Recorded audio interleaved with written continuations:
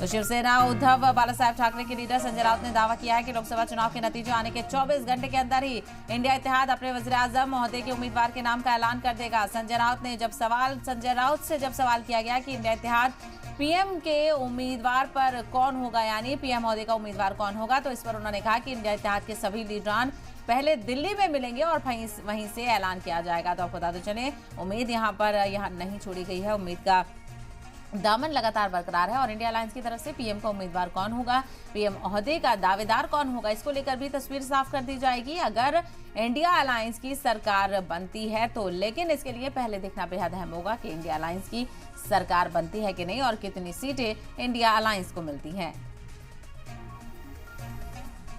PM पद के लिए हमारे गठबंधन में कोई मतभेद नहीं है, चर्चा जरूर होती है, कोई मतभेद नहीं है।